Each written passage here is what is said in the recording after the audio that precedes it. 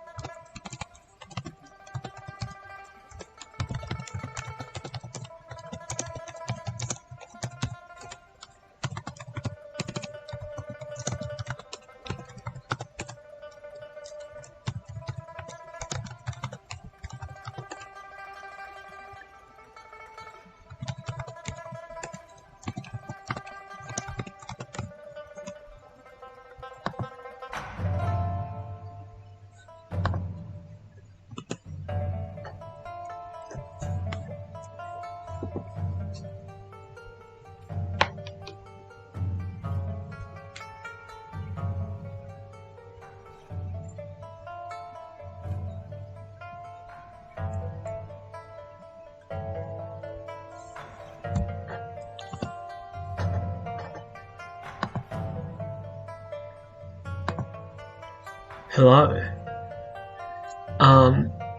I know I said in my last stream that I'd play Dragon Age next, but my mouse ran out of batteries, so like I can't.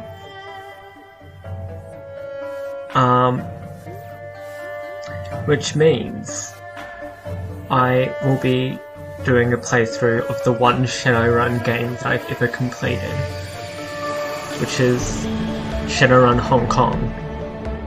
Although I don't think I've done the extra ending bit, but I'll do that after doing the main game. So let's hop in.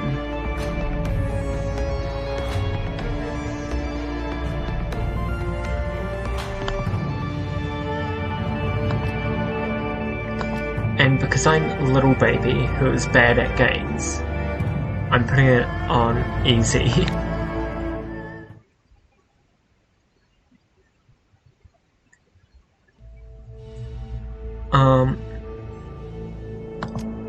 Being trans, I'm legally obligated to pick the opposite sex I was born with.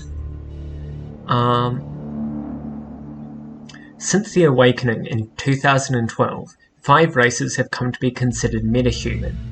The races that now make up the world are Dwarf, Elf, Human, Orc, and Troll. Humans. Humans are the only race on Earth until the Awakening in 2012. Now they find themselves the definition of average, or even normal.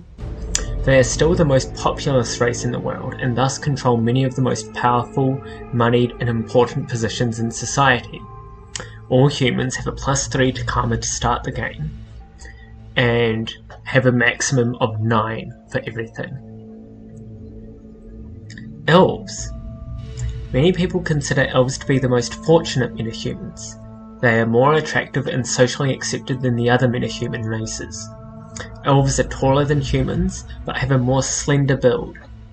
Their hair is usually thicker, longer, and more luxurious than average, and their ears come to a point.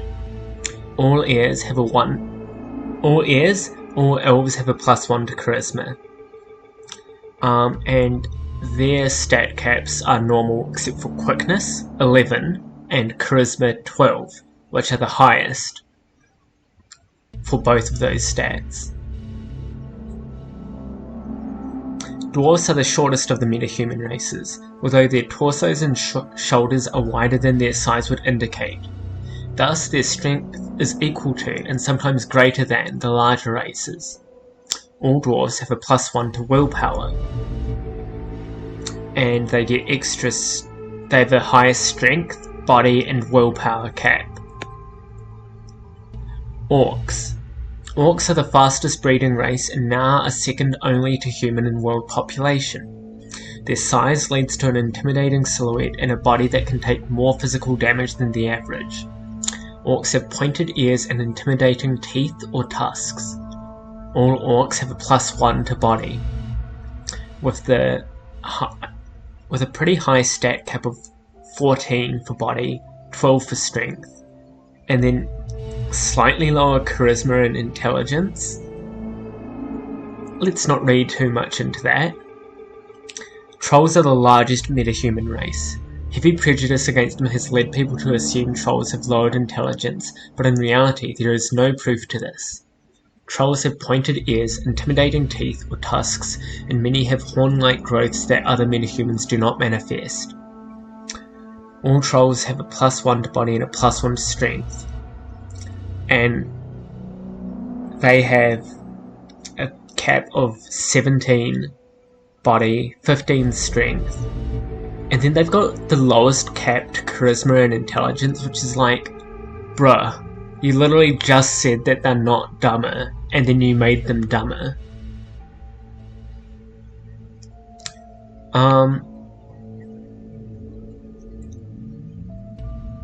I'm thinking I usually go for so I'll just click on a race so that you can see the classes, which are Street Samurai. Street Samurai are freelance operatives who follow a code of street honor. They are learned in the ways of the traditional samurai warrior and in the practices of modern combat. Some sell their skills for profit, while others work to take out the dishonorable scum that seem to breed in the urban sprawl. Key attributes: body and strength or quickness, as in strength or quickness can be interchanged. Close or ranged combat, or both, throwing weapons and dodge are their key skills. Mage. Mages specialise in the casting of spells, though that doesn't mean they can't use physical weapons as well. Their spells cover a wide range of magical effects, from offensive damage attacks to character augmentation and degradation spells to healing spells. Their key attributes are willpower, with their key skill being spellcasting. Deckers. Deckers use a cyber deck to jack into the Matrix, the worldwide information grid and computer network. By projecting their minds into the electronic world, Deckers can find secrets others keep hidden away. They use programs and expert systems to fight off the protections that megacorporations place in their way.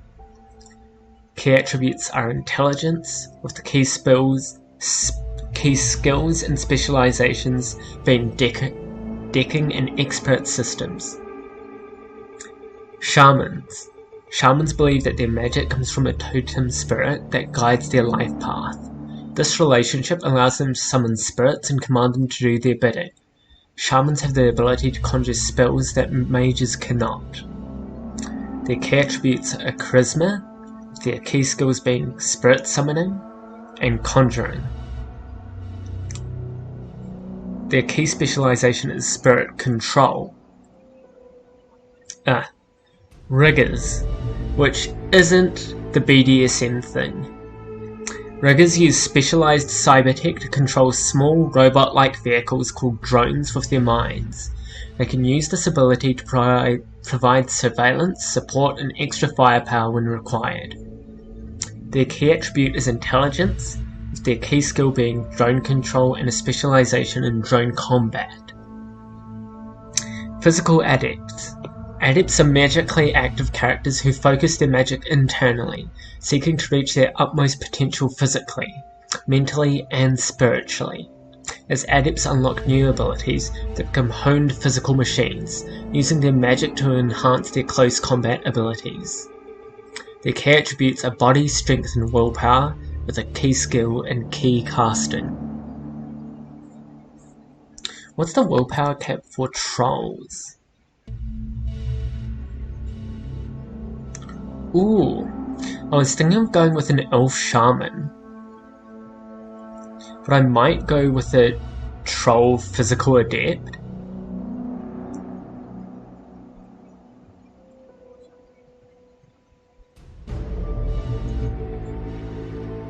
But I do...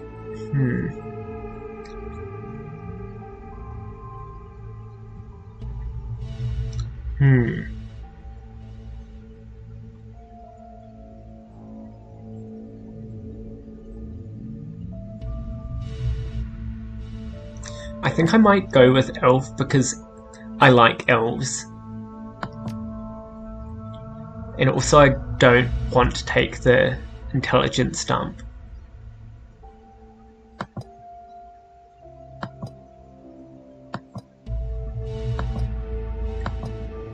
So these are the various presets. My last character used this preset. Isn't that? Oof.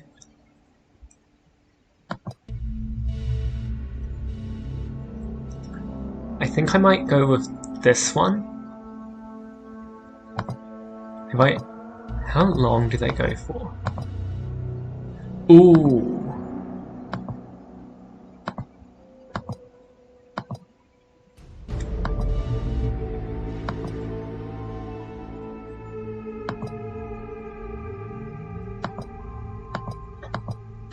I've never actually looked through all the presets. I actually really like that with the tattoo. The portrait doesn't really... So that's what you're going to see running around on the stages, and then that's what you're going to see in dialogue. But if I unbind it and then... Okay, so it doesn't change the portrait with the thing, which sucks. But well. Spend your karma. Karma represents the experience characters earn while running the shadows and achieving goals. Karma is used to improve attributes and skills. An attribute or skill rating can be increased by spending karma equal to the next increment of that rating. Thus, improving your body from 4 to 5 requires you to spend 5 karma points. You have some karma available now to customize your character. Start with 26. And here there's cyberware affinity. But I don't want to unlock any of that because I'm a spellcaster. Which means...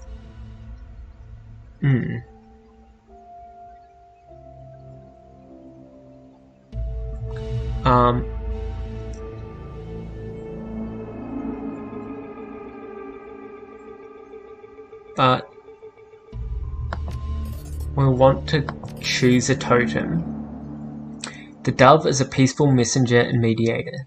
Dove can set all spirits' breakaway chance to 0% within 3 tiles of yourself. Bull. The bull is generous to those it cares for and hostile to those who might harm them. The power of the bull aids all allies within 3 tiles with damage reduction of 3. The Scorpion. The Scorpion fears nothing because it can kill any foe. The Scorpion grants all allies within 3 tiles damage plus 4 but reduces accuracy by 10. That's not really worth it. Bear. Bear is powerful, gentle, wise, and a protector of all the natural world. The power of the bear heals all allies within 3 tiles of the damage from the most recent attack. Cat. Cat is secretive, sly, and very hard to trap. Cat grants dodge plus 1 for 3 rounds to all allies within 3 tiles when cast. Coyote. The coyote is unpredictable and ever-changing. It is the trickster. The coyote grants all allies within 3 tiles quickness plus 1.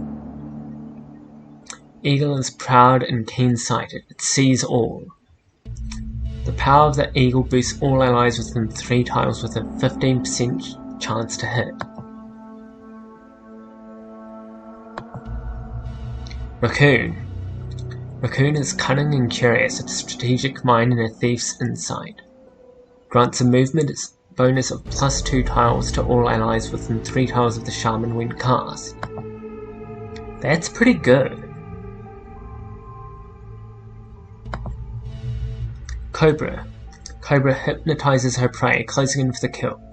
Grants a personal passive benefit of plus 1 damage and plus 5 accuracy for all attacks made by the shaman. That's really good. Oh. Boar. Boar is strong, aggressive, and ferocious. The boar grants a personal passive benefit of 15 HP total for the shaman. Fish. The fish is quick and clever, evading the fisherman's hook and predator's jaws. The fish grants a personal passive benefit of minus 10% chance to being hit for the shaman.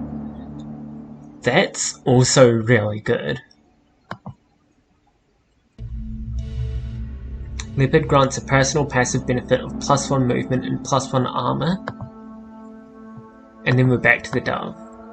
I'm torn between the leopard, the fish, the cobra, and the raccoon. I think I'm gonna go with one of the passive ones. And armor can be shredded, so I think fish.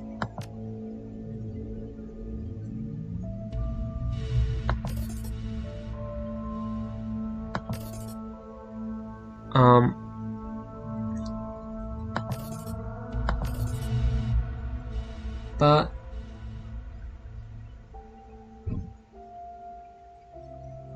I think I want to start off with corporate because of the backstory we get given.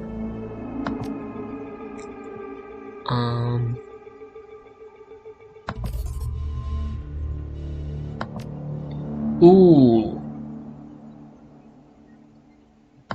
I feel like I might. Spirit control is important because otherwise you end up summoning an enemy, which is not great. Oh right, and we also get Shadowrunner and Gang are often very similar. I'm gonna go with Academic and Gang. Shadowrunner. My first name is Vic. My second name is Jones. And my street name. Oh, I forget that we have to choose a street name here. I'm gonna go with the nickname we get called for a little bit before the game really kicks off, which is where we're from in game.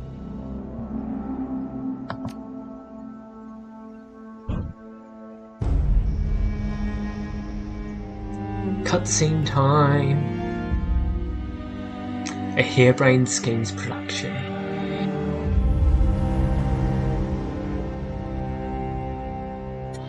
You have one new message. Hong Kong Free Enterprise Zone, Hi. August 2056. It's Raymond. I hope I have the right number. Look, I know we haven't spoken in a while, but I need your help. Remember the day I took you and Duncan off the streets? I told you that the past is just a story, that if you can just accept that, your past loses all power over you. Yeah. I was wrong. I'm on my way to Hong Kong now, to finish something I should have faced a long time ago. And I need you with me. I know we're not blood, and we didn't leave things in a good place, but you and Duncan are the only real family I have. Please, if our past means anything to you, meet me in Hong Kong right away. I'll explain more when you get here. I'm begging you.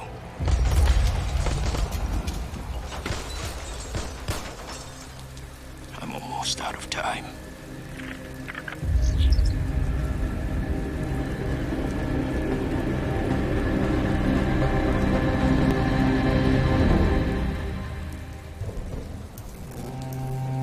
Shadowrun, Hong Kong.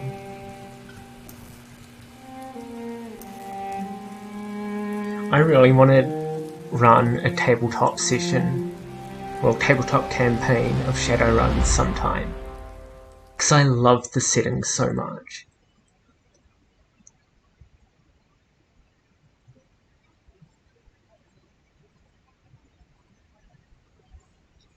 Hard landing. Raymond Black. The old man gave you a home once. Took you and Duncan off the gang-ridden streets of the Barrens. Sheltered, educated, slapped sense into you both. Until you almost resembled productive members of society. And then you took off. Left it all behind. Landed behind bars for a time. Tried to start a new life after that. It's been 8 years since you've heard Raymond's voice. Until out of the blue, you get this cryptic message, a plea for help. Meet me in Hong Kong, right away. And wired to your account, enough new yen to pay for the flight and then some. The descent is rough. A squall comes out of nowhere, sending a solid sheet of rain punching into the suborbital transport. With a ragged shudder, the plane finally skids to a halt at the edge of the Chiclap-Cock tarmac. An hour and an interminable number of emotionless security checkpoints later, you hail a water taxi to Victoria Harbour. Hong Kong looms ahead, pulsing with energy.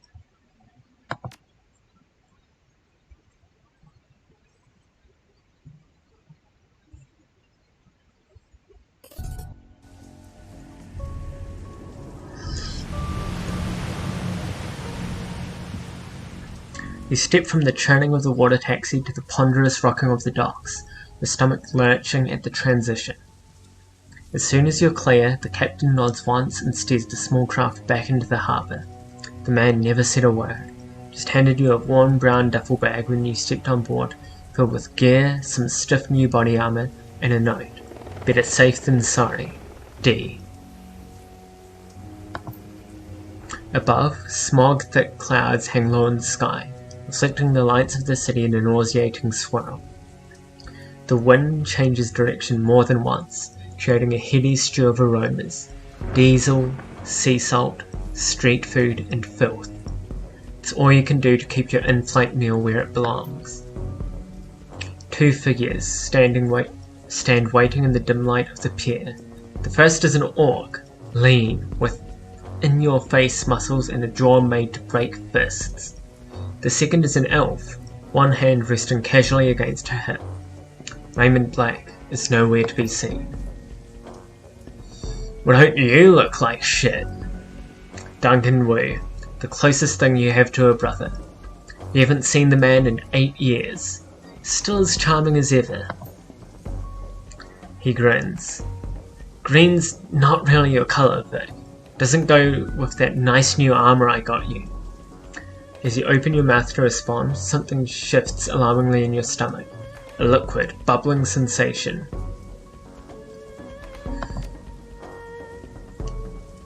I forgot to read it.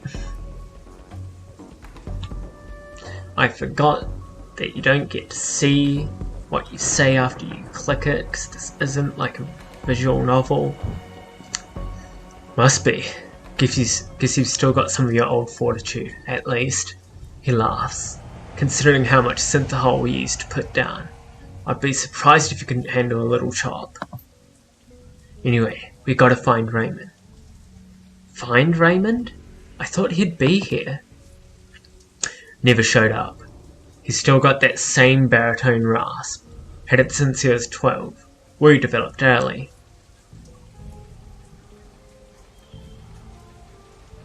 No sense standing around then. Where's the meeting place? Not far. Just on the other side of the pier here. He jabs a thumb behind him. The woman standing beside him breaks in. We should get going, Duncan. Head back to the meeting point in case your dad shows up. Copy that, Sarge. They're wearing Lone Star body armor. Looks like Duncan Wu's gone private police. I forgot to read it again. The woman taps her chest with an armoured finger. Carter, Seattle Lone Star. I'm Duncan's partner. And superior officer, she grins. I let him carry my coffee for me sometimes. Write my parking tickets. That kind of thing. Oh my god, girl boss. I figured I could use some backup. Didn't know what that Roy had gotten himself into, and I wasn't sure you were going to show up. It's a tossed off remark, but there's an undercurrent of resentment in it. Well, surprise. Here I am. Yeah, well, I wasn't so sure, you know. He shakes his head. Hey look, I'm glad you're here, but seriously, but I'm gonna need some time to get used to having you around again. Been a while since I heard from you, know what I mean? Memories of sleepless nights and lockup flash by, wondering if you'd ever see Duncan or Raymond ever again. Wondering if you even wanted to. And then, stepping out into the daylight, suddenly free, the fallout of some obscure corporate restructuring. A few $100 million worth of apology from your former jailers, and a decision to start a new life, to leave the past behind. All of it. Until now. I had my reasons. Can we leave it at that for now? Wu stares at you, his goggles reflecting the harbour lights. Sure. He scans the waterfront, frowning. Let's just find Raymond. He was supposed to meet us at the plaza on the other side of this pier. The sooner we find him, the sooner you all can have a big, happy family reunion over dinner. And the sooner I can find a place to get a drink around here. Damn right. Ahead of you, Hong Kong rises, serpent-like from the sea. Government and megacorp coiled together, writhing in the basket of institutionalized corruption. No one can tell where the snake's body ends and its tail begins. That's what Raymond used to say. Duncan turns and starts down the pier. Carter follows.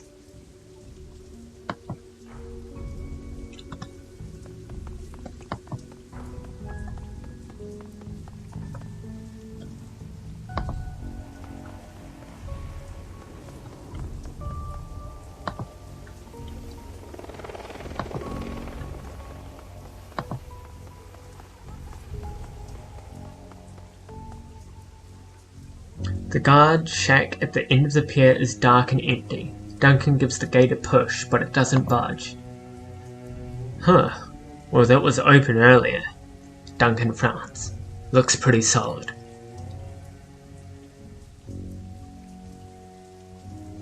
Shouldn't there be someone here to let us out or something? Yeah, smells a little funny, doesn't it? Carter shrugs. Who knows? It's Hong Kong. Not exactly sure how things work around here. Come on, rookie. We can cut through the construction site. I hate it when you call me that.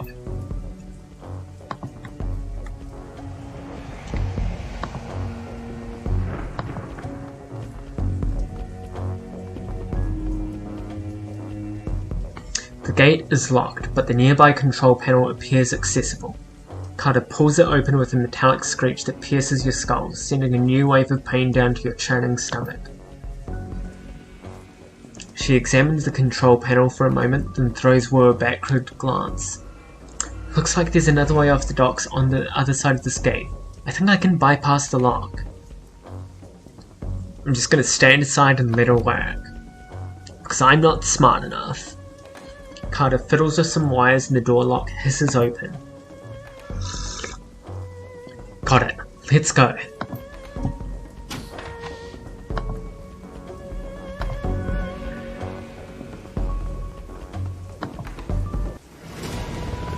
Movement! Shouting in Cantonese. More Cantonese, too quick to catch.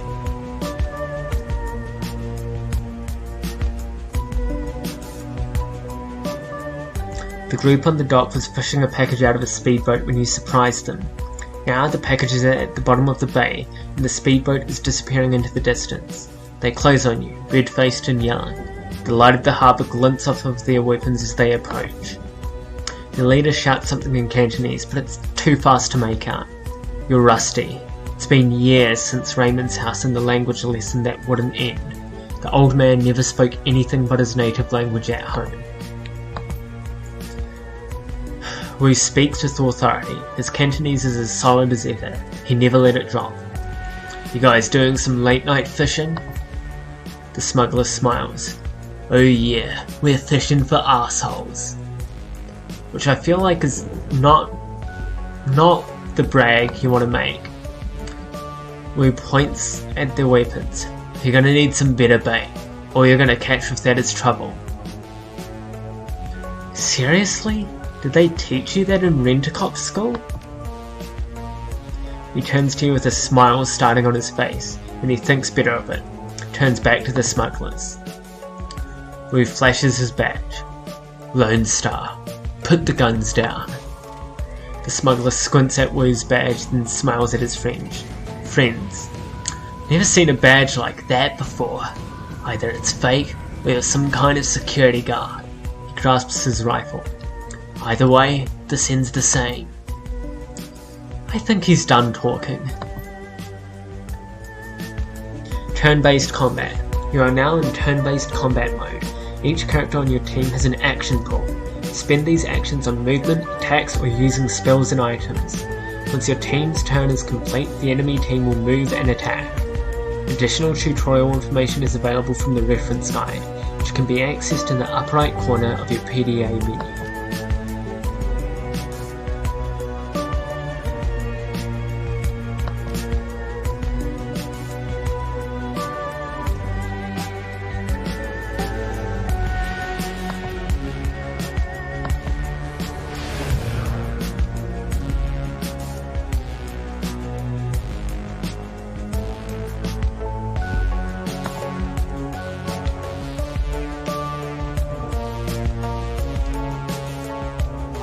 '82, '83. I think I want to go with the burst fire on that one.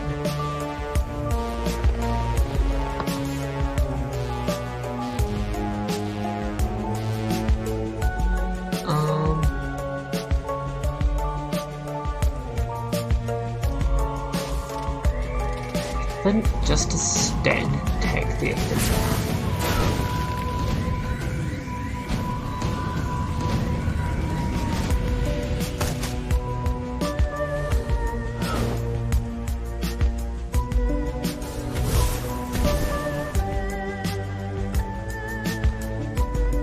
We want to spread ourselves out, because if we're all clumped together, we can get got by a grenade, or also by a shotgun, I guess.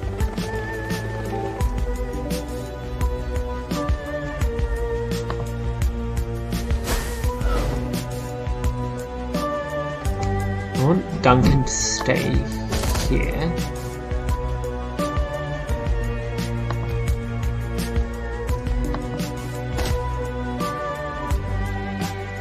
Carter to move up here, and then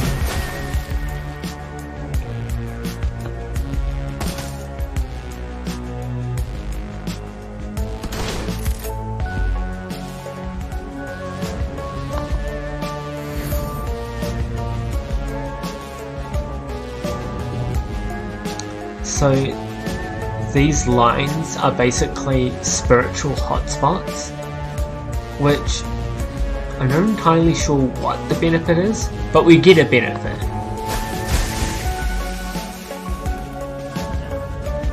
$65. I feel like taking 99 is the better choice here.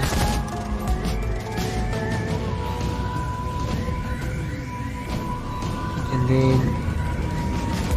alright, I still have one shot left.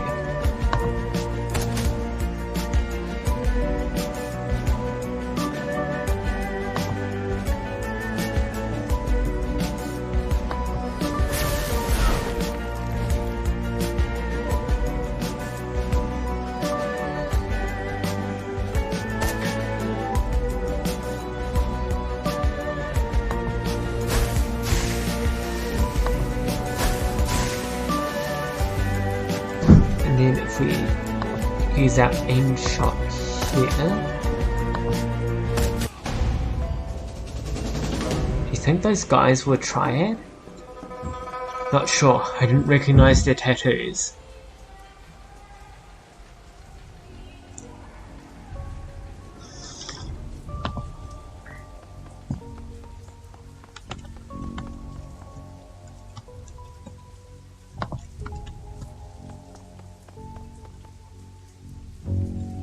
Tokko, an illegal street drug made from the leaked kamikaze formula.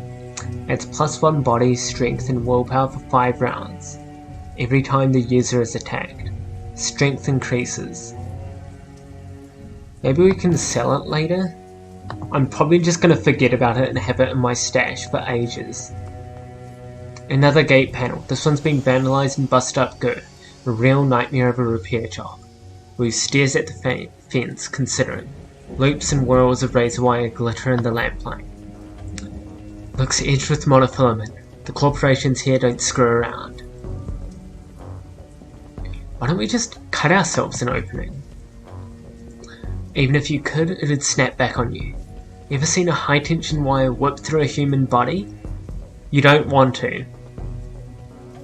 Yeah, I haven't seen that specifically, but I have seen like fencing injuries, as in like farming fencing, not the sport fencing. Duncan nods his agreement. We aren't touching it. How about it, Carter? Think you can get the gate open? She winks at him. What do you think? It'll take me a few minutes though. Frowning, she leans in to get a closer look at the mangled fuse box.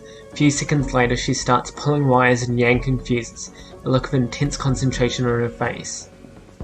I thought she was a mage. In Cantonese, Vic. He sounds like Raymond when he does that.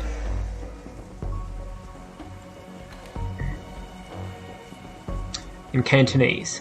I thought she was a mage. She is. Carter likes to know how things work. She used to be on the Bob squad. He continues in Cantonese.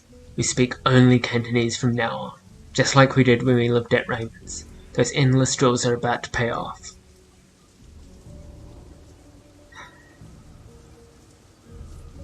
Just like at Raymond's. He nods once, satisfied, then turns his back and scans the horizon. At least you can still handle yourself in a fight. Did you doubt it? His back's still to you. Nope. The silence between you gets louder, heavier, and it's broken by a sudden wailing screech. Wu's hand goes to his holster. The screech is replaced by the sound of grinding wheels. Glancing over to the console, you see Carter grinning back at you. Got it.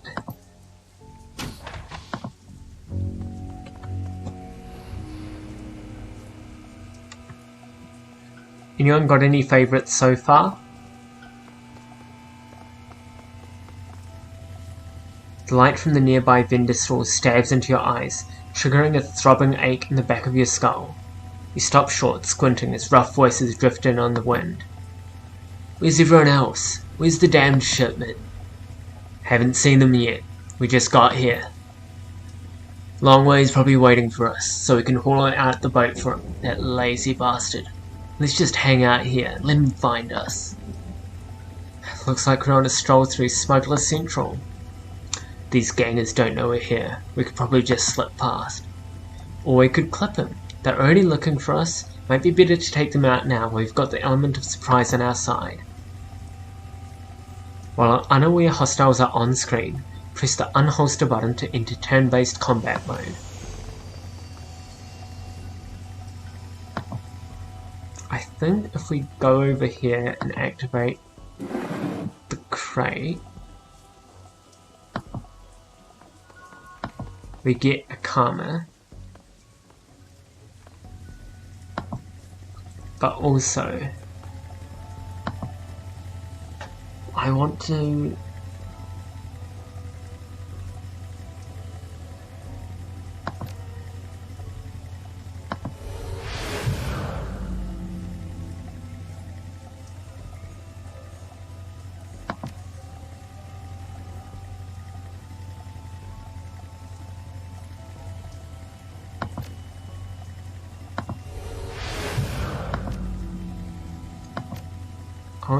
buff the party up.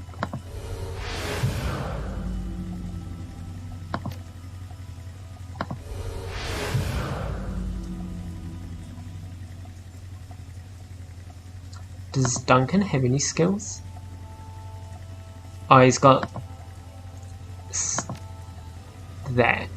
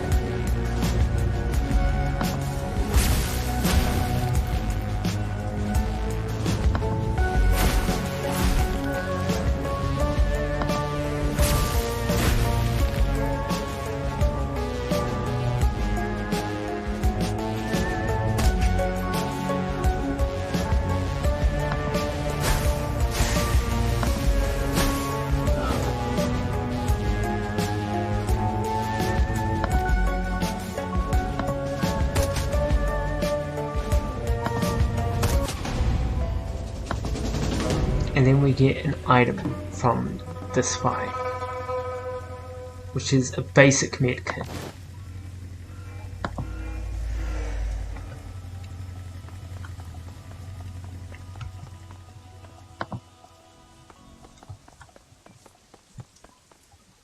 Then I think we go up.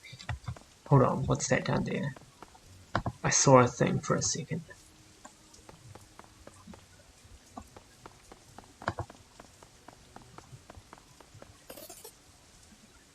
$53. 53 buckaroos.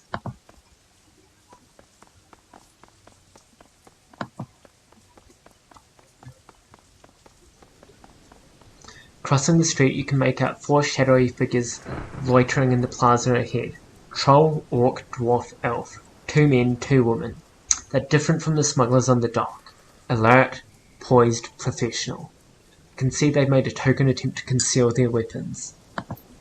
The unspoken message is clear. We're strapped. Mind your manners. Wu stands up tall, takes that amused tone he gets whenever he's standing toe-to-toe with someone bigger. Someone who doesn't know they're about to go down. Evening, folks. You got permits for those bazookas? The thick troll pulls his mouth into a comic frown. Permits? Give me a minute. He makes a show of patting his thing. Nope, guess not. Must have dropped mine in a dumpster, along with the last idiot who stepped to us. Wu coolly surveys the scene, nods in a friendly fashion. Is that right? Well then. You can almost feel Wu's cop training kicking in. It's like watching a drone execute a command routine. He reaches for his rifle, brings it up quick, but it's too late. By the time it hits shoulder level, an assortment of nasty-looking ordnance is already trained on his head. Carter backs him up. She whips his arms forward, fists blazing with magical fire. Her eyes sweep the scene, darting from one figure to another. Alright, everyone, just be cool. The thick troll's voice is casual, amused. He shakes his gun in Wu's face. A little late for that, isn't it?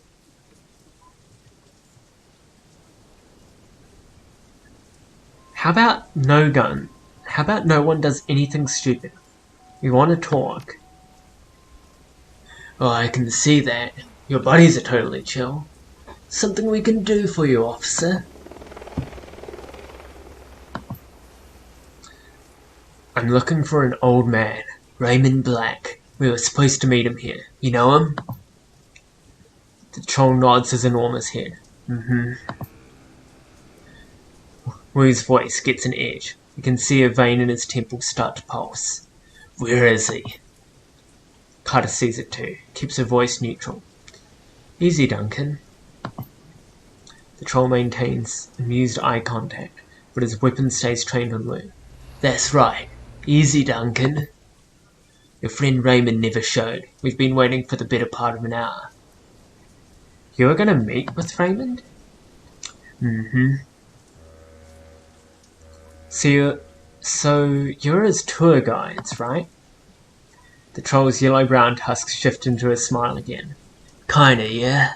The old man hired us to take you all on an excursion. Wu's brown furrows. Hired you? He takes a moment, looks them over. They're an odd assortment. A cybered-up troll, an orc girl with magical fetishes, a dwarf with a cyber deck slung on her back, and a tall elf standing behind him quietly, inscrutable. All with guns trained on Wu.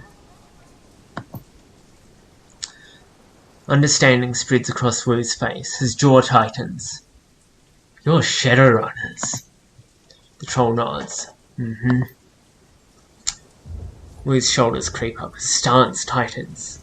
This is bullshit. Raymond would never hire Shadowrunners. They're criminals. The troll corrects him. Mercenary operatives? The dwarf cuts in. Her voice is soft but strong. Criminal mercenary operatives. So yeah, you're right.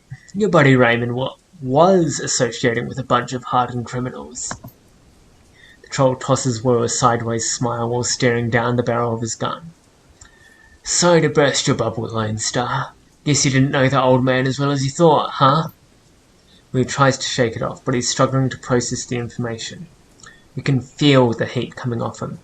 The runners sense it too, and they tense up tight. They've keyed on Duncan, and their guns are big.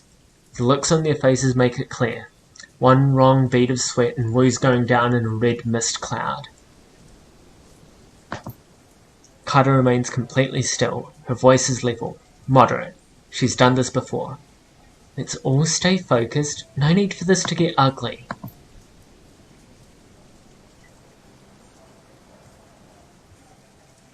What were you hired to do? You can tell the orc girl's had enough of the tension. She blurts it out. The old man wanted us to take him into Kowloon Walled City. You too. Two large rats, clinging to her hip and shoulder, poke their heads out of the folds of her clothing. They fix their beady eyes on you intently. You know the Walled City? Slum, right? I've heard of it. The girl sneers, rolling her eyes. It's a shithole. The worst slum in the Eastern Hemisphere. Memories of growing up in the Redmond Barrens flash through her mind. We get it. It's a real bad place. Now why would a little old man pay you to take him there? Wouldn't say. He mumbled a lot too. Just kept rambling on and on about how he had to get in. Under ordinary circumstances I never would have accepted the gig. The walled city's the last place I want to go. If the old man rolled up a truckload on you, and you gotta eat, right?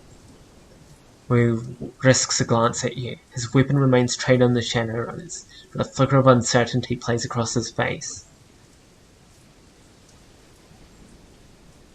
Let's say we believe you. What now? The troll flashes you a smile that's all tusks and no warmth. Okay, gang, I tell you what. He looks at his team as he slowly starts to lower his weapon. We're all gonna put our guns down.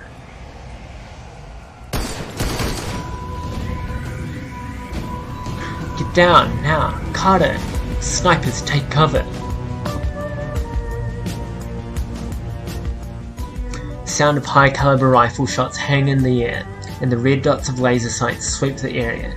Carter, the troll, and the silent elf lie dead in widening pools of blood, their heads broken open like melons dropped from a 4-story building. Lovely image!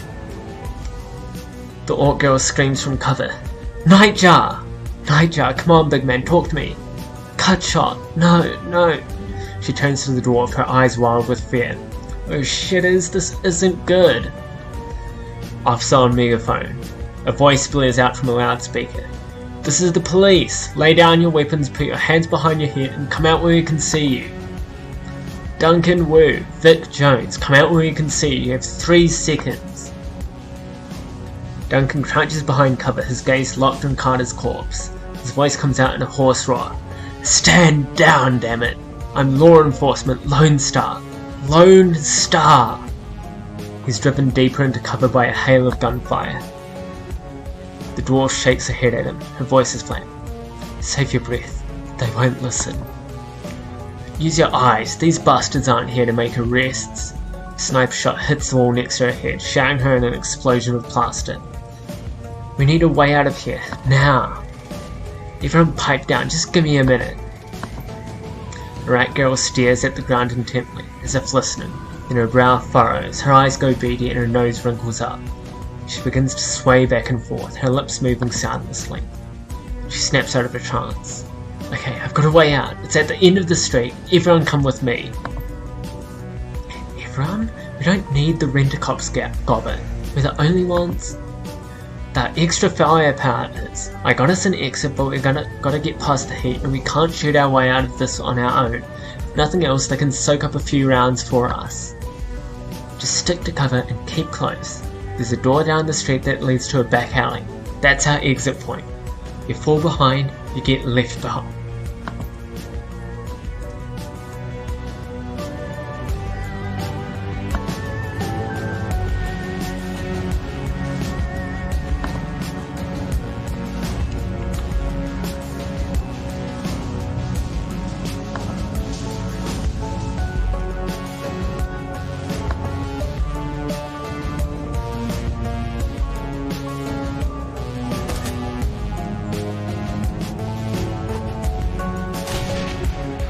Ouch.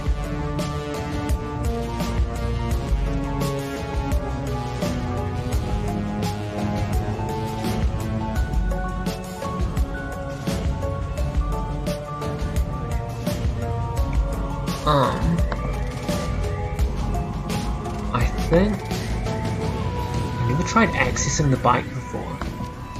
Oh, nice. And then she's not great with her pistol. Like, she's not bad, but she's much better with this. And it deals more damage.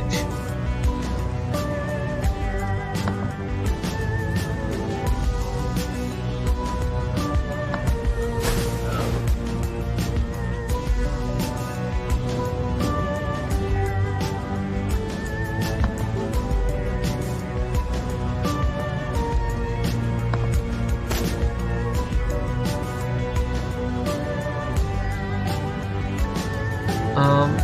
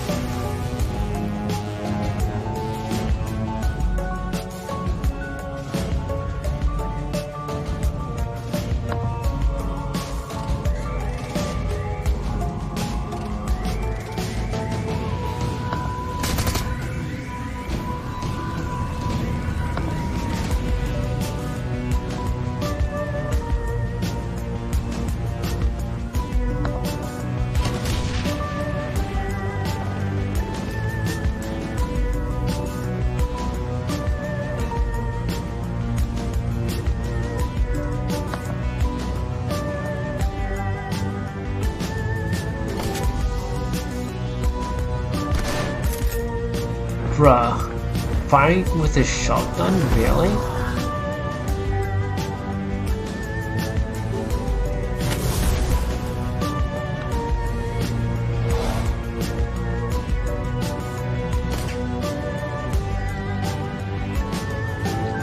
Okay, so I need to heal up.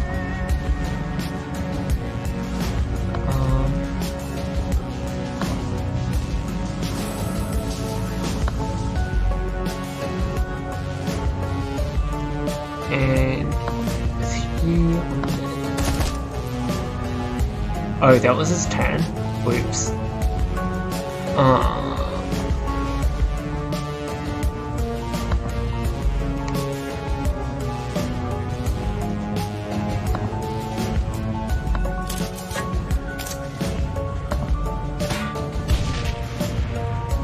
Homie.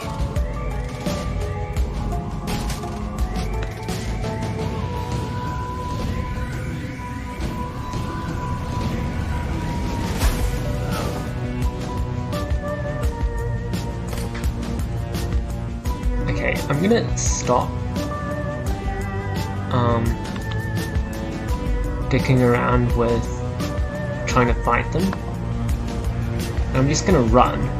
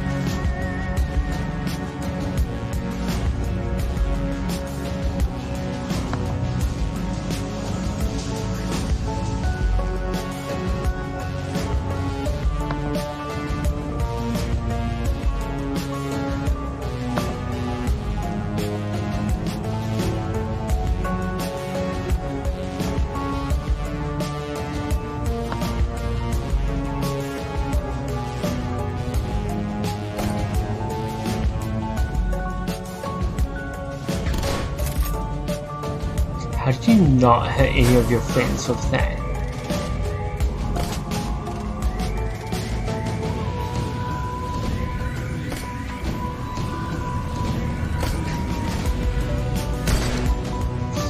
Oof! I am lucky I had a trauma kit.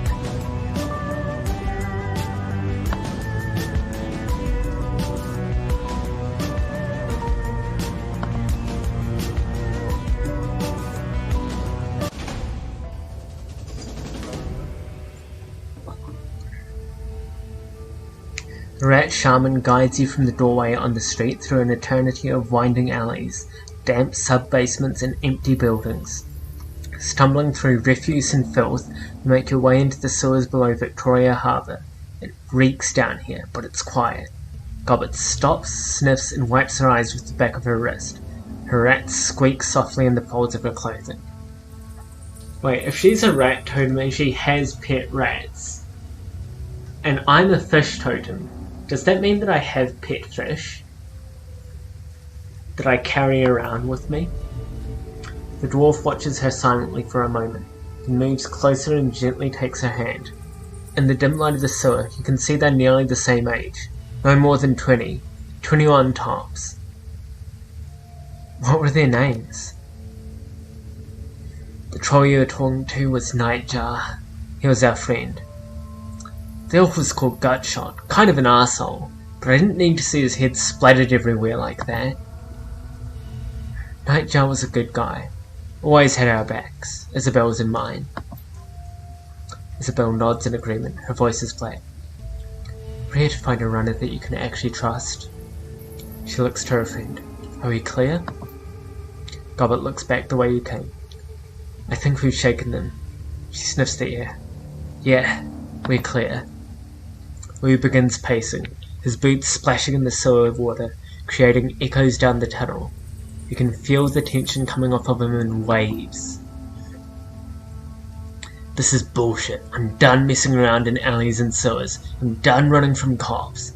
He pokes a thumb in his chest and spits his anger forth in a raspy growl. For fuck's sake, I am a cop. We noticed. There's a Lone Star Sergeant dead back there, damn it, Shivers. We starts to choke up. He struggles against it, fighting to maintain control, but he needs a minute to recover. He finally manages to pull it together, but he's raw. When he speaks again, his voice is seething in hoarse. I don't know what the hell's going on with the Hong Kong cops, but I'm calling in some Lone Star backup from home. I'm gonna get some of my own people down here.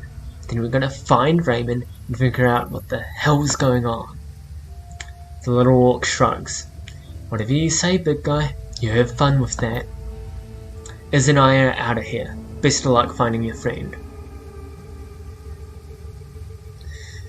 He's not our friend, he's our foster father. And he's probably a dead man. Sorry, but it's the truth. Will isn't listening. You can see on his face that he's already written the orc girl off. He pulls a security-grade PDA from its holster on his left leg, raises it and starts tapping the buttons with a meaty finger. The Lone Star logo on the back of the device looks shiny and official. He stops, confused, and then taps it again harder. The red flashing image on the PDA reflects in his goggles. What the hell? I'm locked out of the network! My law enforcement status has been revoked. I don't believe it. This is saying there's an APB out on us, Vic. You and me, both. Yeah, I figured as much. You heard them on the loudspeaker, they knew our names. Wu glares at the wall, a storm raging across his face. Fucking hell. His hand clenches into a fist around his PDA. This just keeps getting worse. He leans forward as if to punch the wall, his knuckles rapping against it softly, pantomime of barely constrained rage. Suddenly, he turns and slings his PDA at the far wall. Hits hard, bounces back and clatters to the ground at his feet. He looks down at it, spent. The orc mouths an okay to herself, eyebrows raised. And on that note, I think it's time for us to say goodbye. Come on, Isabel, let's... She's cut off by a sudden smashing noise as her friend's boot comes crashing down on the PDA at Wu's feet. The dwarf looks down at her work, unsatisfied, and brings her boot down again and again and again, till there's nothing left but a snarl of plastic housing, broken glass, and circuit board. She looks up at Wu, her chest heaving, and points at the pile of scrap she's created. Please issue. They can trace you through that. She turns to you, hand out. Yours too, it's on the network. Smash it yourself. We bury our own. You crush the PDA shoved under your foot while Isabel looks on blankly. Good. She looks over at Gobbet, sighs, and reaches into her jacket pocket, pulling out 2 new PDAs. She hands them to you and Duncan. Burners, I suppose it's the least we could do, after your help back there. Thanks. Now what? Now we get out of the sewer and head our separate ways. Right, Iz? Isabel isn't listening. She's staring open-mouthed at her own PDA, its bluish glow illuminating her horrified expression. Gobbet, we gotta go. Right now. Isabel's voice voice is monotone but empathetic. Whoops. She holds up her PDA to show her friend. They're after us too. The screen displays a local newscast. Your own face stares back at you from the upper left corner of the screen. And in breaking news, just under an hour ago, Hong Kong port authorities were involved in a firefight with members of a terrorist cell linked to the mainland city-state of Henan. The battle left 3 terrorists dead, along with an unconfirmed number of Hong Kong police officers. Your image winks out, replaced by a scowling image of Duncan Wu, a mugshot from a long time ago, before Raymond. Our sources report that Seattle natives Duncan Wu and Vic Jones, along with their Hong Kong-based accomplices, are still at large. They are well armed and should be considered extremely dangerous. Low-res photos of Gobbert and Isabel pop up on the screen, replacing Duncan Wu. The colour drains out of Gobbert's face. Oh shit. Kowloon officials report that the terrorist cell, known as the White Star, maintains ties to the state of Henan, as it is purported to be receiving weapons and funding from anti-corporate groups in the UCAS city-state of Seattle. Port authorities are standing on high alert, and the Hong Kong Police Force's Special Duties Unit has been engaged to deal with the threat. We go live now to Chief Inspector Crate of the Special Duties Unit, who will be making a statement. Behind the newscaster, a video window displays the location of your firefight in Victoria Harbour. The camera pans to Chief Inspector Crane. She is surrounded by a swarm of news reporters but appears unfazed by the attention. She speaks with supreme confidence. Girl boss!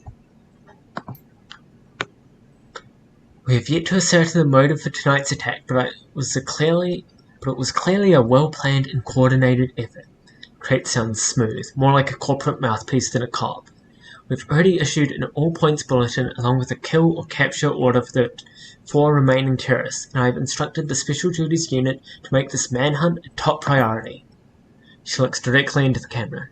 If you should see one or more of these individuals, do not attempt to engage them. Instead, tap in the HKPF flashcode at the bottom of the screen.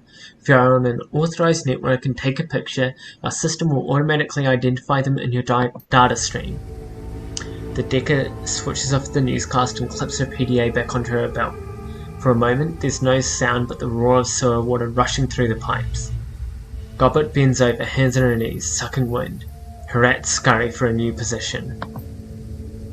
I thought we were fucked before, Wu's voice is eerily calm. But now we are well and truly fucked. Doesn't look good, does it? His mouth tightens. Not at all. They've labelled us as terrorists and there's an APB out on us. I've heard this kind of announcement before. I know what comes with it. Doesn't matter if we have nothing to do with that whatever city-state. They're gonna hunt us down. It's open season. Isabel nudges the remains of Wu's PDA with her booted toe. And the 2 of us will be hunted down right alongside you. Gobbert wide-eyes the exits, tight as a spring. You can hear Shallow panting as she leans toward one, then the other. We gotta go deep, hit the mainland for a while until we can figure this out. Find a hole to crawl into. We've gotta get them off the grid too, way off. Hey Lone Star, you've got a security license, right? That means that you've got a SIN too. Of course I have a SIN, I wouldn't be able to get paid otherwise. Only criminals and lowlifes go SINless. That means you can be traced, both of you. Get spotted by a drone or a security camera, get ID'd by a retinal scanner or try to use your cred stick or passport, and the HKPF will know just where to find you. We're going to have to burn our sins if we're going to survive this. You got that right, Seattle? We're just as screwed as you are, me and Iz. We were listed as your accomplices, and we can't afford for you to get caught.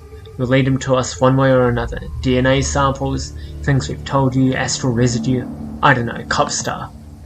The little Decker looks from you to Wu, eyes narrowed, sizing you up. You can see her making a silent decision before she speaks. Her voice is flat, resigned. We need to get your sins burned, delete you from the record books. All of them. All of them? Whoa, wait a minute. You want us to just erase our identities? Beyond the fact that it's insane, will that even work? If we burn our sins, go off the grid like that, won't they just redouble their efforts to find us? Imagine playing a game of hide and seek with a siren strapped to your head. Would you rather try and hide with the siren, or with the siren conspicuously absent? Let's just get on with it. What do we have to do? We gotta ask for help. There's only one person we know who has the kind of pull it takes to burn a sin and hide us from the cops. Kindly Ching. Let me guess, this Kindly Ching is some sort of underworld hard-ass. Like a walnut. She's what's known as a straw sandal, kind of a middle manager for the Yellow Lotus Syndicate. The Triad. Kindly Ching controls all the illegal activity in our neighborhood. Smuggling, bootlegging, counterfeiting. Sounds like my kind of scum. She leans in, serious as death. This is no joke. Kindly Ching controls a good-sized portion of Kowloon's underworld. She has soldiers, resources, she's smart, and she is not to be underestimated. Taking favours from a woman like Kindly Ching is a good way to get yourself into indentured servitude. You don't want to owe favours to a woman like that. Ideally, you don't want to deal with her at all. That was Nightjar's job. Nightjar's job? You mean you work with her? What did we just tell you? She's got her fingers in everything, including brokering Shadowruns for the corpse. Kindly Ching is our fixer.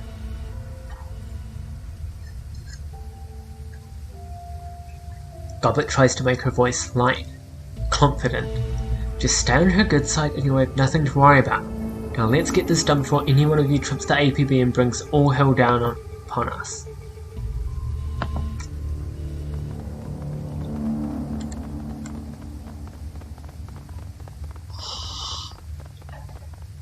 You're about to leave this location and enter the subway system.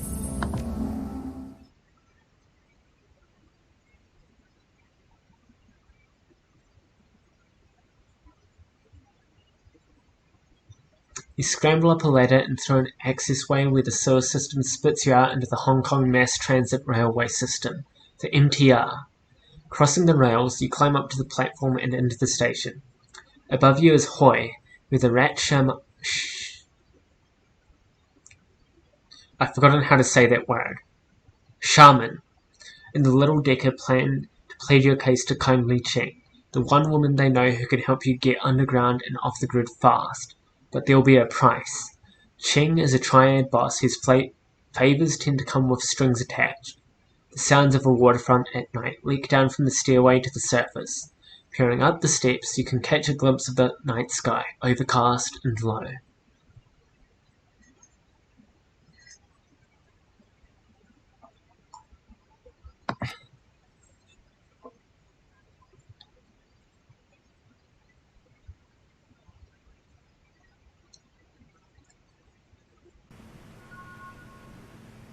We gained karma!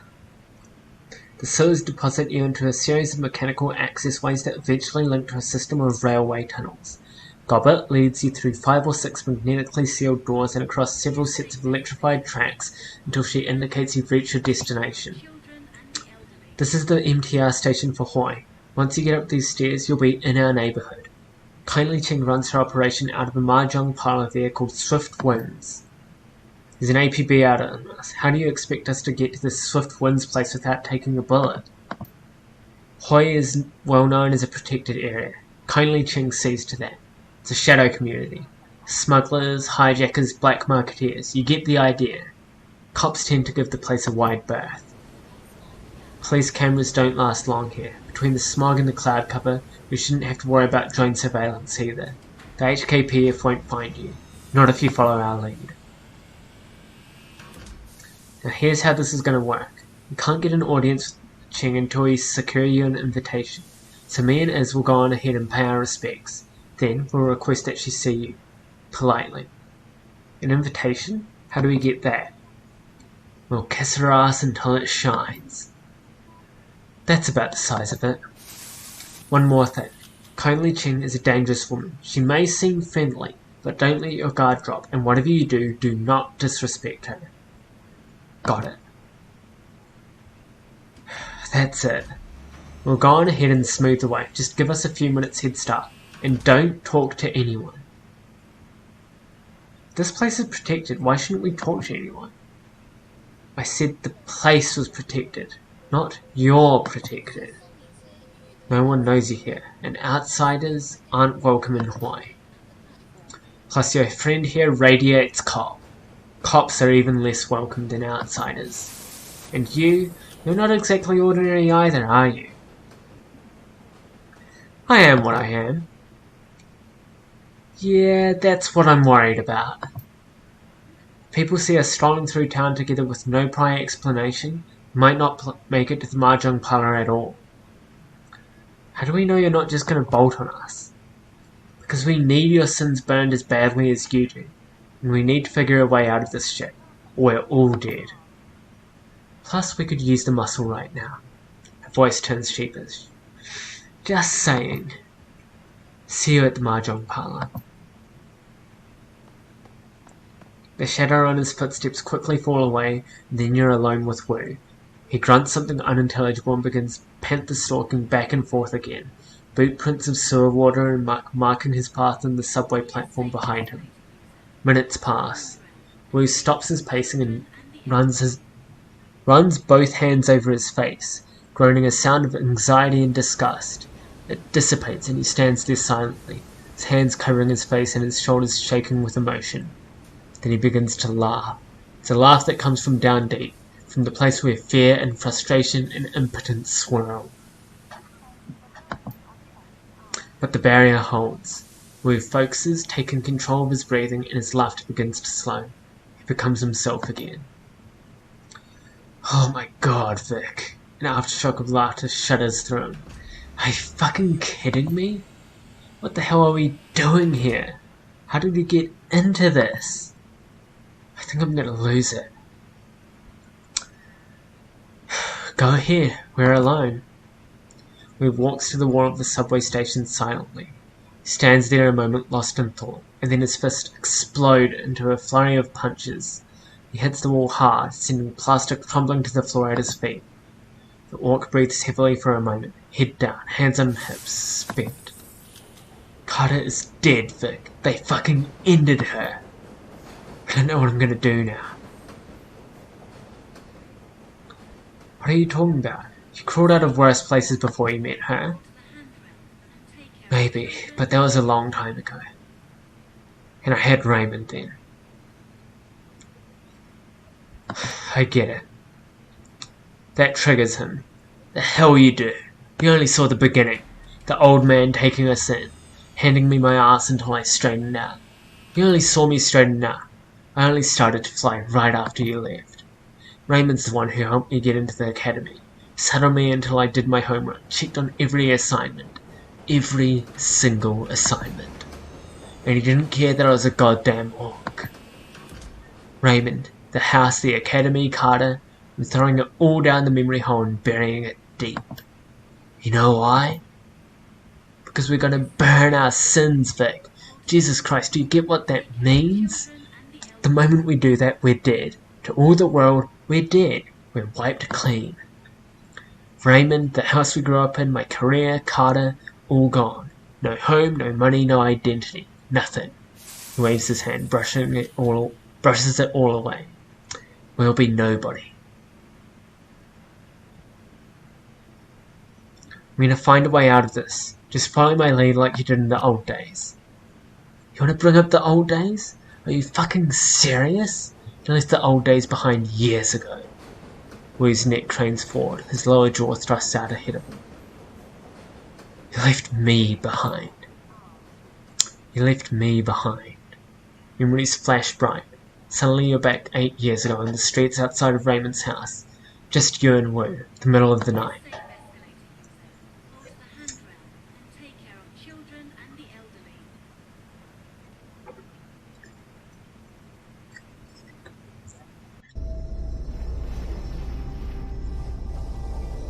You can't just leave like this, Vic.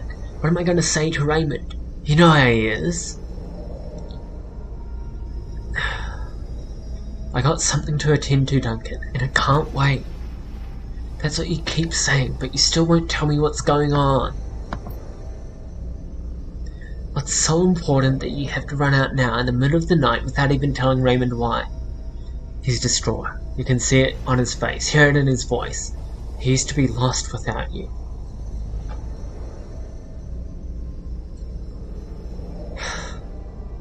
I've got a friend in a bind, Duncan. That's all I can say about it. I have to go help. His eyes widen. I thought I knew all your friends.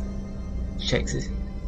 I don't like this, Vic. It sounds like the kind of shit we said we'd leave behind. Look, whatever's going on, I can tell you one thing. Raymond will not approve. I'll deal with that when I get back. I won't be gone long. 2-3 days tops. Remember the look on Duncan's face as he walked away.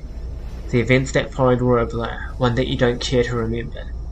3 days later, you're behind bars in a private corporate prison. No interrogation, no charges, no appeal. Years later, some corporation bought some other corporation, and the new board of directors pushed through some sort of reform agenda, and the higher-ups gave an order. And then, you were out, with a few hundred new into your name and one scary-as-hell non-disclosure agreement ensuring your silence. Not that it matters to you anymore. You are starting fresh, determined, until Raymond tracked you down, left you that voicemail, brought you to Hong Kong and back together with Duncan Wu.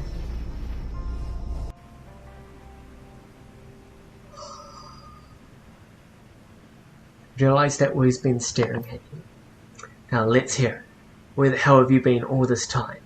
Why didn't you contact me? At least tell me you're alive.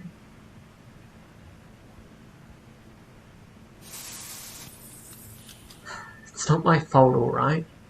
I was in a cell where the deep, dark kind. No shit. He squints at you, full lie detector mode. Oh. Fuck. I had no idea. A range of emotions play across Wu's face. He stares at the ground for some time, before finally looking back up at you with a heavy sigh. Wow. I really don't know how to process that one right now. He shakes his head. I don't know. If we're still alive tomorrow, we can talk more. This shit is too much. I'm marooned on this island, hunted by the cops. My partner is dead. Raymond is missing, and we're about to go see a crime lord about erasing our goddamn identities. And as a bonus, our only allies are a pair of tiny criminals who would kill us if they could, so they didn't have to deal with this. He rubs his head viciously. Listen, Vic, back in the Barrens, whenever I was out of control, you just handled the situation, remember? With Carter gone, I'm just a raw nerve. I'm afraid I'm going to slip back, and people are going to start getting hurt again. I got the lead, Duncan, just like I used to. He stares at you hard, like he's trying to see something inside your head.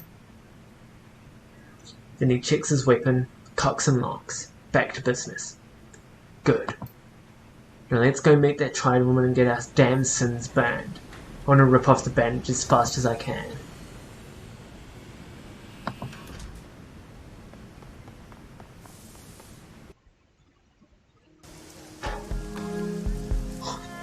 Hoi, a makeshift boat city latched onto the Kaitak riverfront like a parasite. Behind you, a massive snarl of dark and derelict high-rises dominates the horizon. The walled city.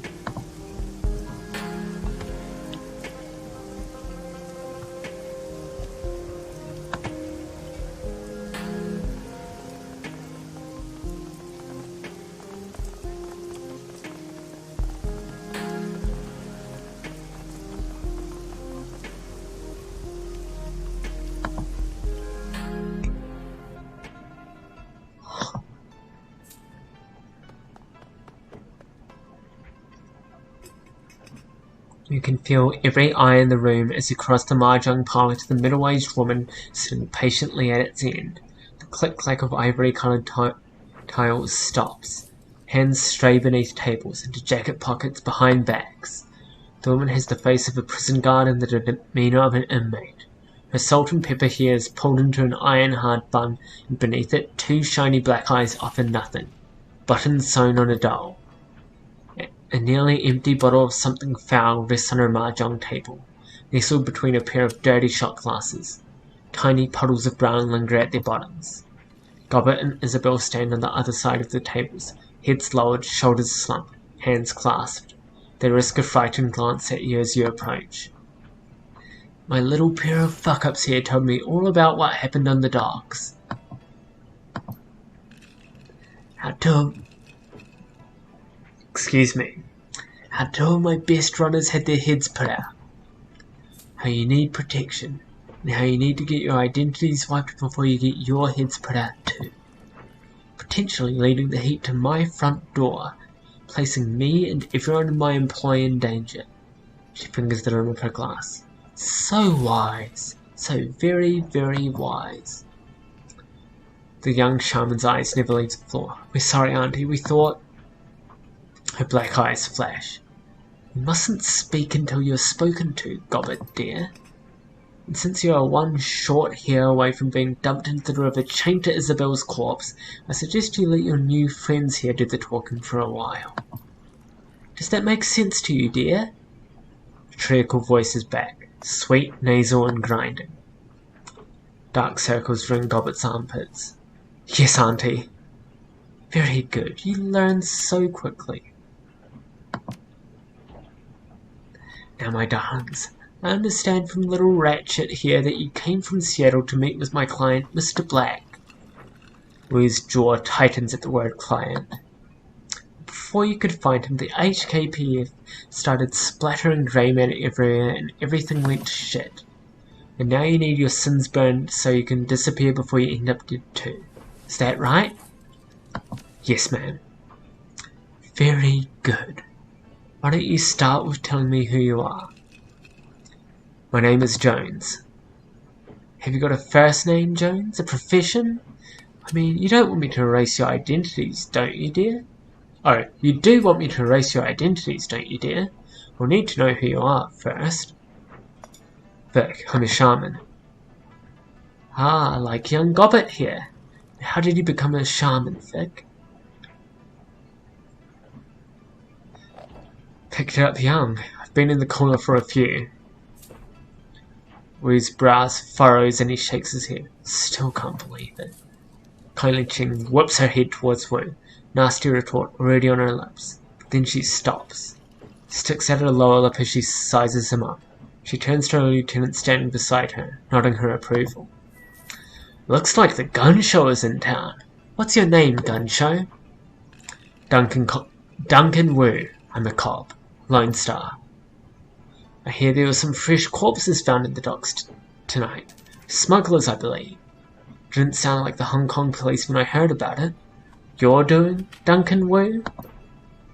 Wu's eyes remained fixed on a spot on the wall behind her. He smolders. I identified myself as Lone Star, but they wouldn't stand down. They had weapons. It was self-defense. She puckers her lips at him. Her voice sing-song. I don't care, sweetie. They weren't my people. But now I know you're a life-taker, Mr. Gunshow. You and your friend here. But now I'm curious. Why were you meeting Raymond Black on the docks tonight? Raymond Black is our foster father. It makes her pause. Ching lifts her bottle of swill and eyes the label, connecting the dots in her own head. Interesting. A look of disgust passes over her face. Sorry, kids, but he was looking like shit when I saw him. Eyes half open, dark circles around them, dragging his feet, the whole bit. She tisks in displeasure. Your foster daddy was in a bad place. Sounds like he wasn't sleeping. Could be. From what he said, it sounded like he was having nightmares. He'd stop in the middle of a sentence and mutter something to himself. One time it was about the walls breathing or something. Another time it was about teeth. Thousands of teeth. I remember him drifting off near the end of our meeting. It looked like he was off somewhere else in his head. He said, I left prosperity in there. Then Nightjar put his hand on Mr. Black. God, I got the hiccups. Not now. Ah! Then Nightjar put his hand on Mr. Black's shoulder, asking him why he wanted to go into the walled city so badly. That seemed to bring him back. Your old man opened his eyes that were full of tears. Then he muttered something else I couldn't make out.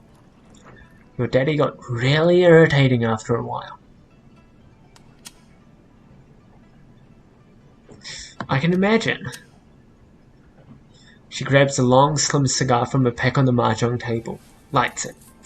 Alright, let's get to it. She exhales smoke and points 2 fingers at you and Wu. You two need your sins burned, and you need them burned fast. Hong Kong dragnets are bad news. When they roll in force. Armored personnel carriers, heavy armor, heavy weapons, sorcerers, the whole thing. They aren't coming to arrest you. The good news is, I can help you. With a wave of my hand, I can have your sins disappear. But you need to understand, my darlings, is that what you're asking for is not a simple request. Burning a sin isn't just deleting a number. It's wiping all reference to that number from all of the world's largest databases. It's making your mugshot in their facial recognition database so that It's masking your mugshot in their facial recognition database so that the first camera you walk past doesn't bring them down on you like a ton of bricks. It's covering our fucking tracks so that the act of burning your sin doesn't lead them right to us. It requires contacts in numerous corporations and the UCAS government. Smoke rolls out of the Triad boss's nose. It requires someone like me. Therefore, I need to make a choice. Do I kill you and dispose of your bodies before the cops come looking for you, or do I help you burn your sins? You may want to think about your rep as a fixer. 2 of your runners were taken down by the cops and you have no idea why. So clever. So clever. Yes, I have been placed in a delicate situation, haven't I? Regardless, that's the situation whether you're alive or you're sucking dirt. She stares at you for a long moment, chin still in hand, thinking, taps her ash on the floor without taking her eyes off you. You live. You're clever, and I like that. I'll put your sins to the torch.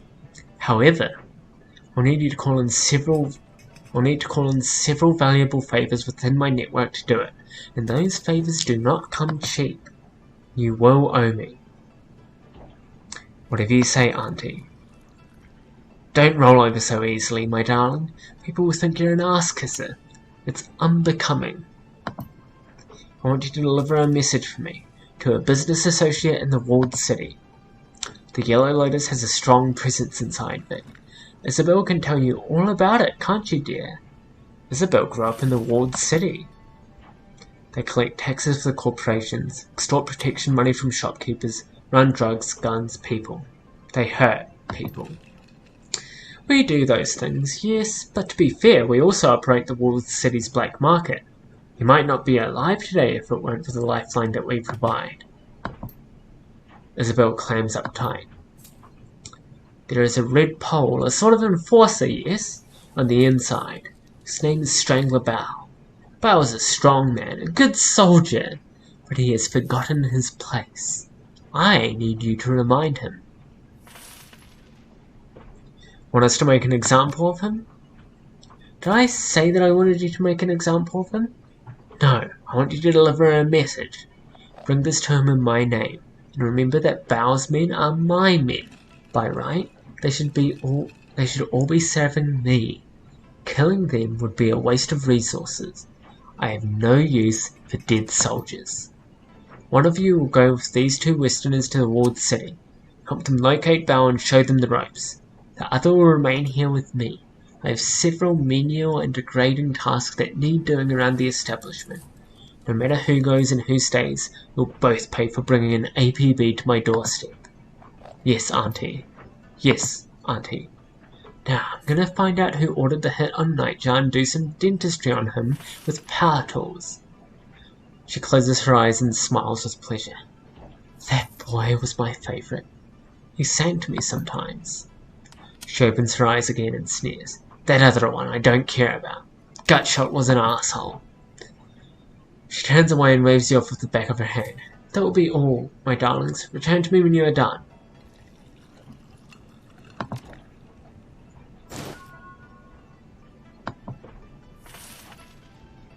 Oh, we got more karma?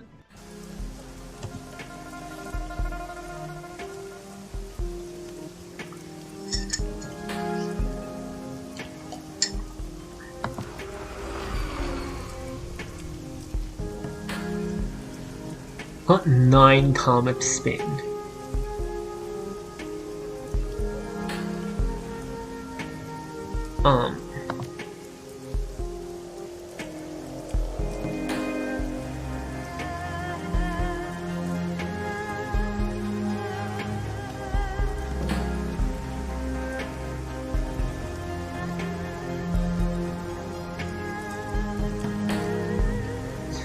I want to invest a little bit into quickness so that I can invest in dodge,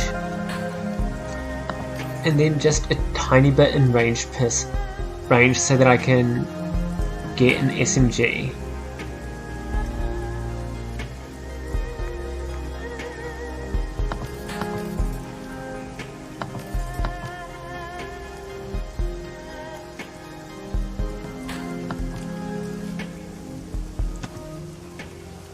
Alright.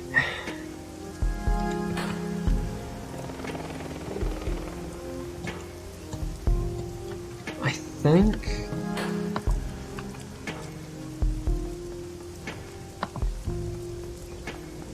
this smuggler is only around once, I think.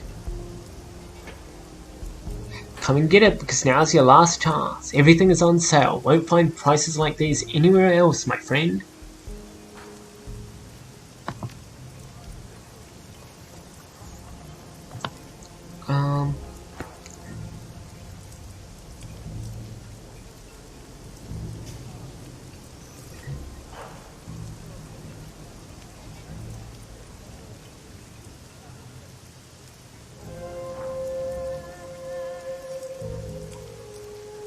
Damn, his stuff is really shit. I'm gonna get an elemental thing and a medkit.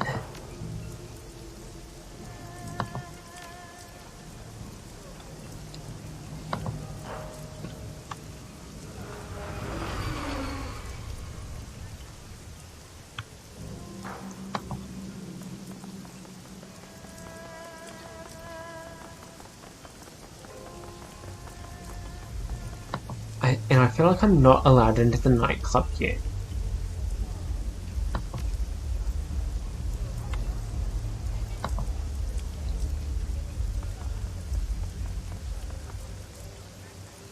Thug taps his earpiece. Auntie Ching said you'd be coming. You can pass. Uh-huh.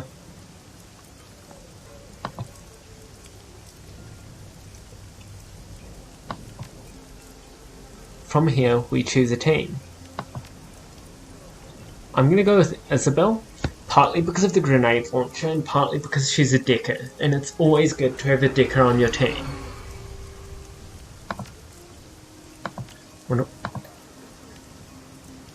Huh. I thought she'd have more cyberware.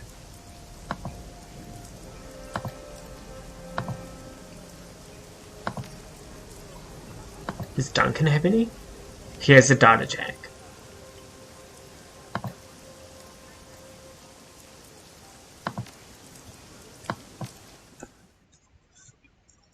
I'm not going to be installing any cyberware for this run because I'm a magic user, and basically in Shadowrun, installing cyberware removes your essence, and you need that for magic.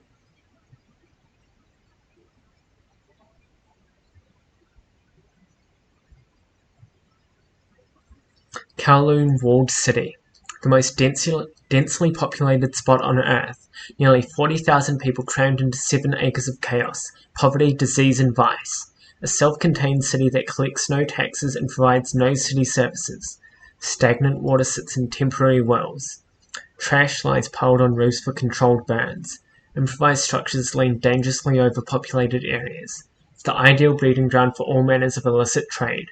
Drugs, gambling, black market trade, metahuman trafficking, and everything in between. The only law is triad law.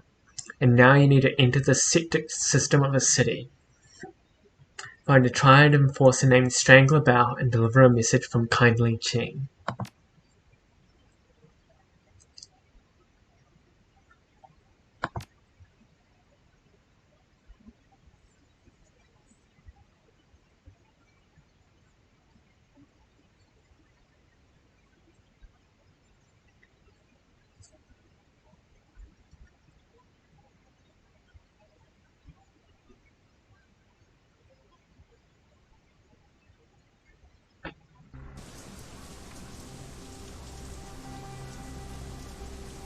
Foul, oily water rains down from above, mixes with the filth and offal and swill of the streets, turns it into a flowing slurry of unrecognizable sewage. In the distance, the sounds of back alley activity add to the ambiance at your arrival. Breaking glass, the crackling hiss of a garbage fire, faint screams of terror punctuated by the occasional gunshot. Sex and business and violence and misery blended into one. Wu winces at the stink, waves a hand in front of his face. Raymond said that prosperity is in the walled city, but I don't see it. Why the hell would he set one foot in this place? Who knows?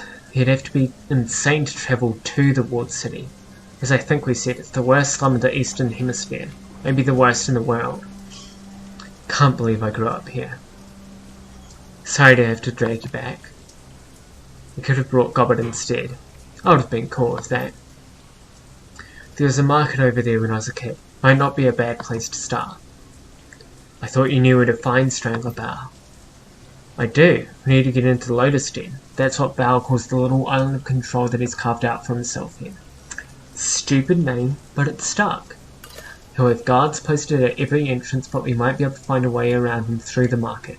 That's what Kindly would prefer. They probably aren't expecting anyone to come in force. We can kick in the door, drop the guards, hand over the message, and get the hell out. Kindly doesn't want them dead. She wants them to remember where their loyalties lie. It's tough to remember much of anything when you've got a bullet in your head. I mean, we could kill them if you really wanted to. Technically, Bao is the only one that has to live, but I'd rather keep Auntie Ching happy than piss her off again. This group's safety is my biggest concern. We don't need to risk our necks for a bunch of triad thugs. I like the way you think. I want out of this place as fast as possible. Damn right. Let's do this.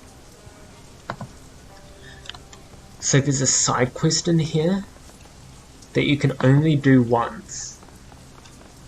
Like, this is the only opportunity we have to do it. I think it's over here.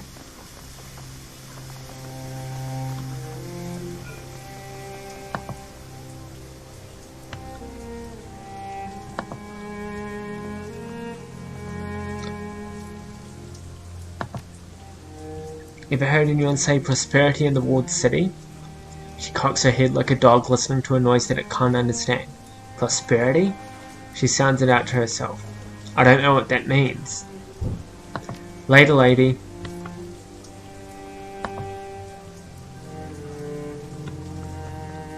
Here's the quest giver. A young woman lies on the ground. She's a bloody mess. Streaks and splatters of crimson crisscross her blouse and mat her hair. Judging by the quality of her clothing and the bag on her shoulder, you'd make her out as a student. She's as out of place here as a librarian would be in a game of urban brawl. She struggles to move, but she's clearly exhausted. The dark circles under her eyes tell you that she hasn't slept in days. When the woman sees you heading her way, her face hardens. You see her hand slip into her jacket pocket, but as she studies your faces, the fear in her eye gives way to curiosity. You guys don't look like you're from around here. A hacking cough shakes her, but her eyes remain fixed on you. You either. Who are you? I'm a student at HKU. Doing some research. Gotta finish before I can leave. What kind of research? Fieldwork. I've been taking readings and gathering stories for my master's thesis on Feng Shui in the Sixth World. Still in the data gathering phase? Or are you attempting to verify a hypothesis? Verification. You know much about Feng Shui? Specifically, how it applies here in Hong Kong? I'm a shaman, so I'd assume I know a fair amount. Then you know why my research had to be done here. You understand what the disharmony of the walled city means, magically speaking. You get how bad the Feng Shui here is, and what that must mean for the flow of Qi in the area. Yeah, I get all of that. Right, good. It's nice not having to explain concepts like harmony and Qi for once. Most outsiders and visiting academics don't know the first thing about how things work in Hong Kong. This doesn't look like a place where people are harmonized with anything. No, it isn't. Not at all. The Feng Shui in the walled city is completely screwed. I mean, just look at the place. The Qi is all wrong here. You can feel it, right? I felt that something was wrong the minute I walked in. Bad Qi, huh? Qi needs to flow. Positive Feng Shui allows that to happen. The Qi gets pent up and trapped, it goes sour. That's what's happening here. You know, I hate to admit it, but I could use some help. I started running in, well, I guess you could call it an experiment of sorts. Nothing conclusive, just a few quick trials to support my hypothesis before I go into hardcore data gathering mode. There are only a few things left to do. If you could finish them for me, I could get out of here. Please, follow the notes on this sheet. Duncan takes the paper from my outstretched hand and examines it. Fine. Just say what you need us to do. I need you to make adjustments to the area's Feng Shui. My notes will tell you how. The goal is to remove sources of friction and to record the results. My hypothesis is that even small adjustments can have a measurable impact on Qi flow. If I'm right, it should improve, and life here should get just a little bit better. I'll see what I can do.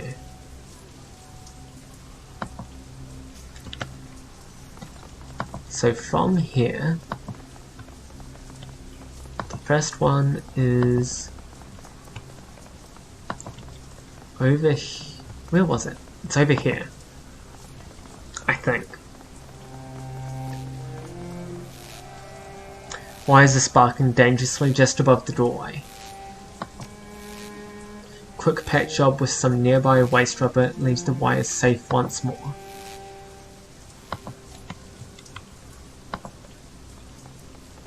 And then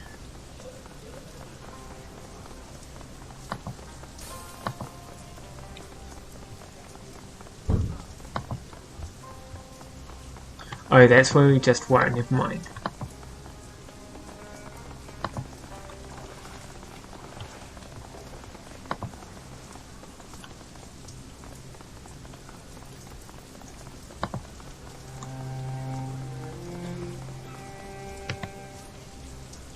Oop.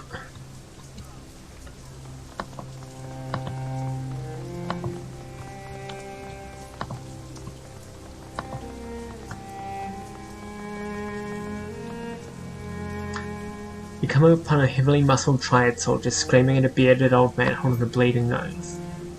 This? The bright plastic case would look cheerful if it weren't smeared with blood. This isn't enough. You've got two options, old man. You can find a way to pay me all the money, or you can drag your bony ass deeper into the wall. Find a spot for yourself there, with the pimps and the predators. They should find a nice use for you. Your choice.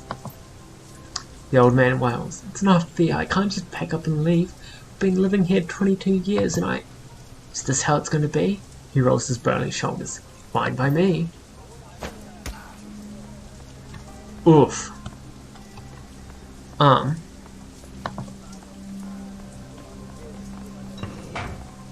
We pick the sand bucket up from here and put it on the fire here.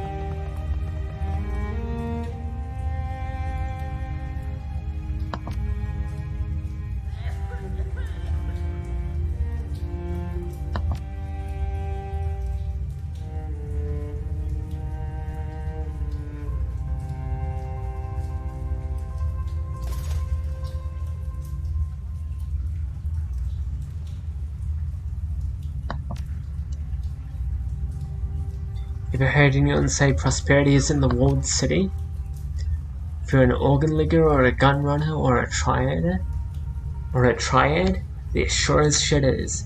Otherwise you're looking at a hand-to-mouth, meal-to-meal existence here.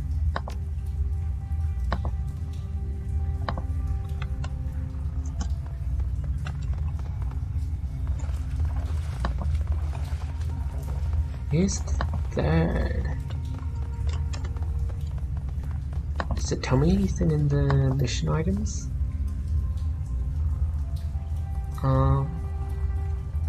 Broken water shutoff.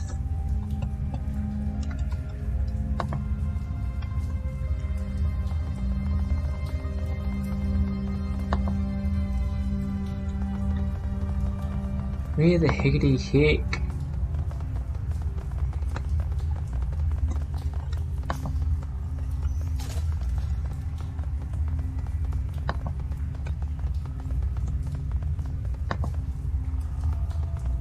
Is it down here?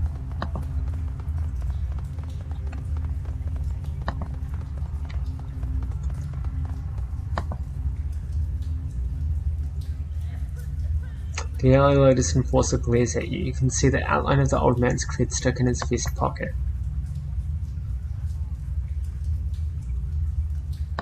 Yeah, I don't want to risk beef, even if it sucks what he did to the old man. Sorry, but... oh, must be that.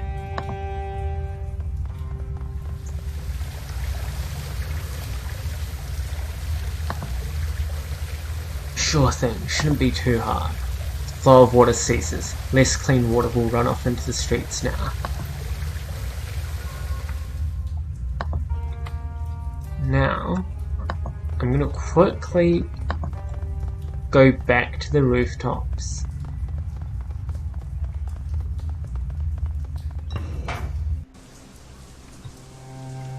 And find the lady again.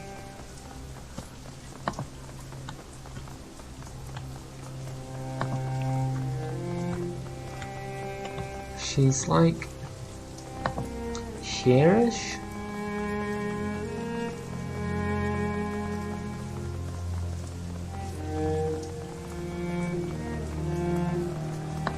God, I'm good. Is it done? It's done. Thank you so much. I'm not magically active, so I can't see the flow of key in the area, but I've got test strips. Little sheets of paper embedded with key-sensitive bacteria. It's close to a relative of FAB, but it doesn't seem much use outside of Hong Kong. She pulls the strip out of the sheath and holds it to the air. Within seconds, it turns ink black. Damn it, I've been making adjustments for weeks now, trying to get the key to circulate better, and nothing seems to work. Who knew this one went bad even faster than the control strips I took when I got here? Any ideas why? No, it should work. I followed the text, done everything right. The key here is rancid, that's obvious, but I swear it's even worse than it should be. No wonder this place is so disgusting. The student coughs and rests her head in her hands. That's it, I'm getting out of here. In a little while. Gotta tell my advisor about this. Thanks for the help. Hope you don't stay long. I sure as hell won't.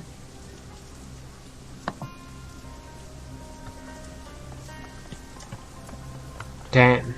No karma?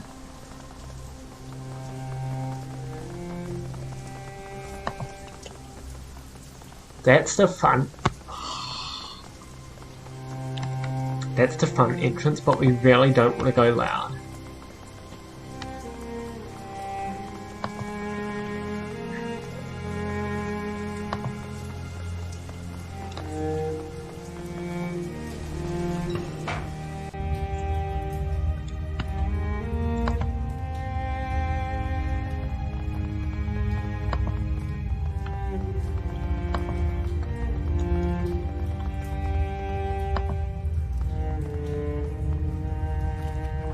Ask Isabel to bypass the panel. Nothing to it. Door unlocks.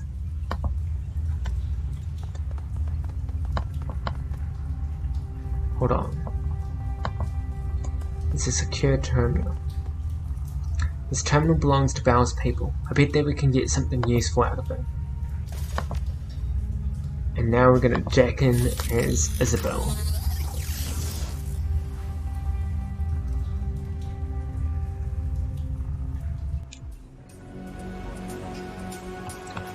So, jacking in this game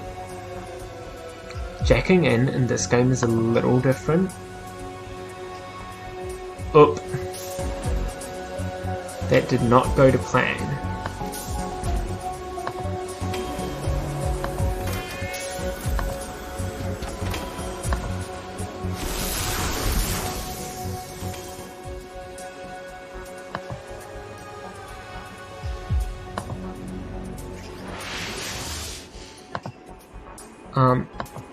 Jacking in is a little different in this game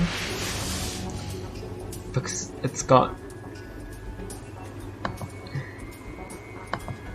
these guys. Oop, I didn't expect them to turn back around.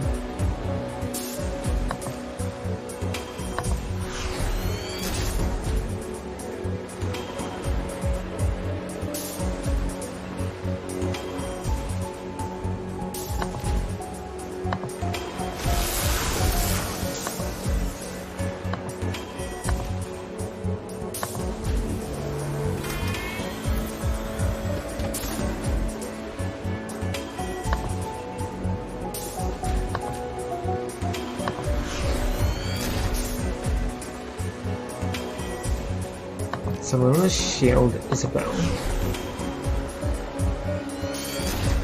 And then attack.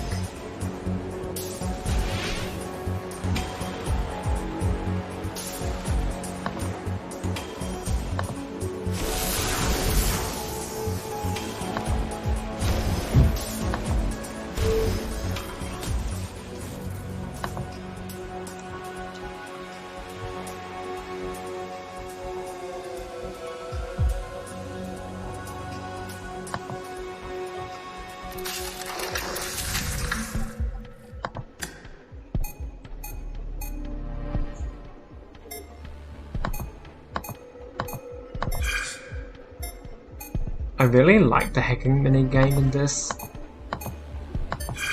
game.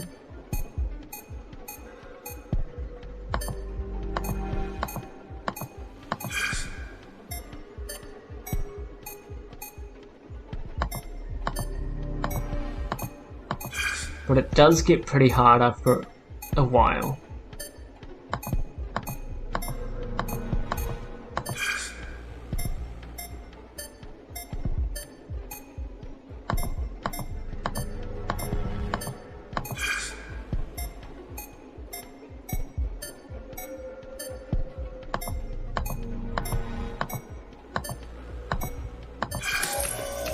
And then there's also this. So we know that there's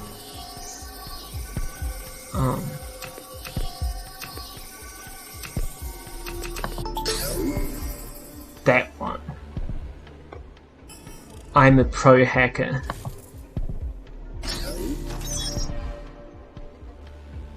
Now we've unlocked the door, but there was another section over here, so we want to, oh god,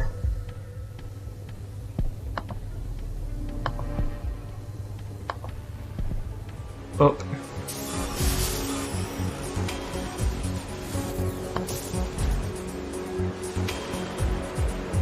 I think, no, that's not what I wanted to do.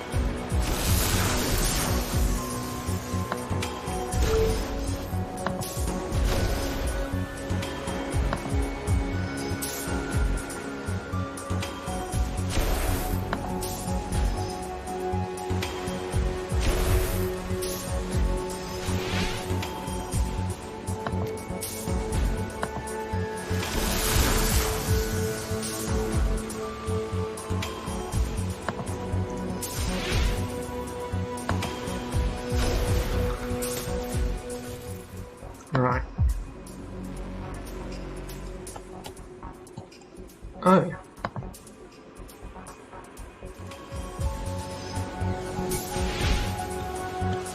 It's just the door now.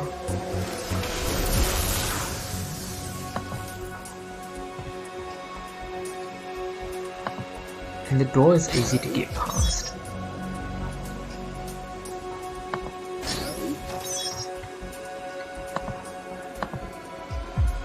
And now we've got all the information.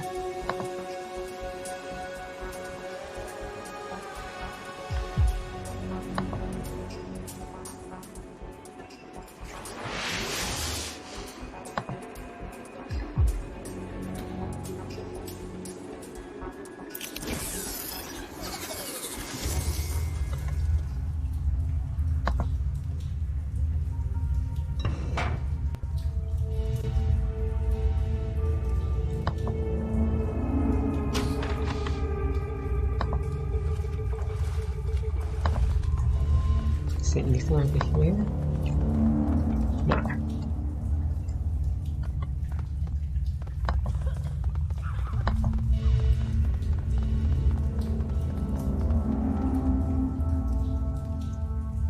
The SIM sensor machine has been left unlocked for restocking. There's a packaged data chip still in the tray. Might as well.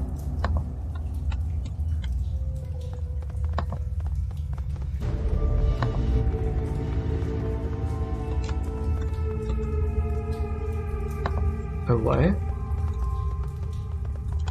What's this?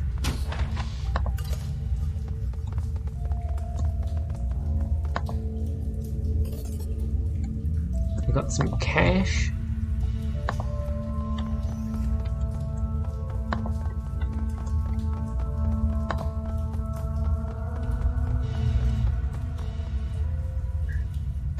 Right, so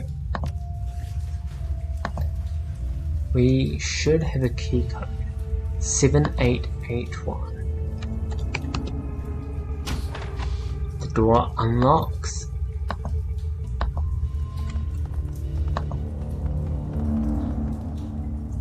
A large man in his 50s stands waiting, his heavily tattooed arms held in a fighter's stance.